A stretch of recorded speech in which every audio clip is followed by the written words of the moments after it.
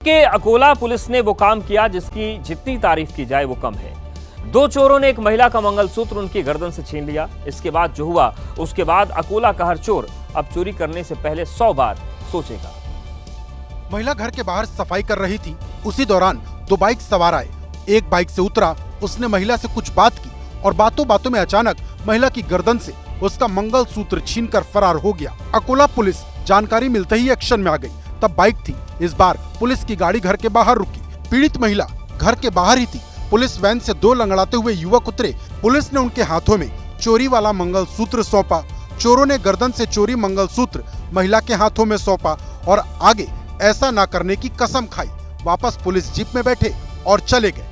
जो चोर आपको चोरी करते और फिर हाथ जोड़ते दिखे वो गुजरात के हैं। पुलिस ने इनको सबक सिखाने के लिए इनकी सार्वजनिक परेड भी करवाई।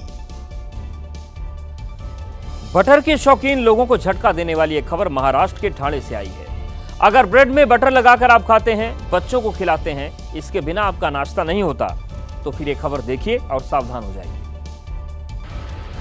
क्योंकि इन दिनों बाजार में नकली बटर की भी सप्लाई हो रही है। ब्रांडेड कंपनियों के नाम से आपको मक्खन बेचा जा रहा है। महाराष्ट्र के भिवंडी में पकड़ी गई फैक्ट्री एक मशहूर ब्रांड के नाम से नकली बटर बनाकर बेच रही थी। यहाँ पर तैयार बटर न सिर्फ मुंबई और ठाणे की झुग्गी झोपड़ियों में बिकता था, बल्कि हर उस जगह तक पहुँचाया जा रहा था जहाँ पर लोग इसका ज्यादा इस्तेमाल करते हैं। खाद्य विभाग ने इस नकली फैक्ट्री पर छापा मारकर इसका भंडाफोड़ कर दिया। मौके से 73 kilogram refined palm oil, 74 kilogram वनस्पति तेल के साथ साथ 180 पैकेट बटर जब्त किए गए।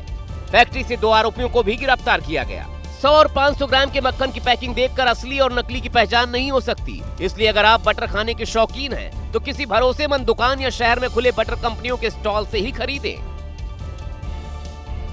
महाराष्ट्र की राजधानी मुंबई में उस वक्त हड़कंप मच गया जब बीच सड़क पर ट्रक में अचानक आग लग गई। राहत की बात यह रही कि इस हादसे में चालक की समझदारी से उसकी जान बच गई और इस तरह धू-धू कर ट्रक जल उठा। मुंबई से नासिक की तरफ जाने के दौरान ट्रक भिवंडी बाईपास के पास अचानक जलने लगा। ट्रक चालक ने चालाकी दिखाई और धुआं देखते ही उसने ट्रक को किनारे लगा दिया और ट्रक से उतर गया। कुछ ही पलों में ट्रक आग की लपटों में घिर गया और जलकर राख हो गया। सड़क पर ट्रक में लगी आग से कुछ देर के लिए ट्रैफिक रोका गया। फायर ब्रिगेड की गाड़ियां मौके पर पहुंची, लेकिन तब तक ट्रक जलकर खाक हो चुका था।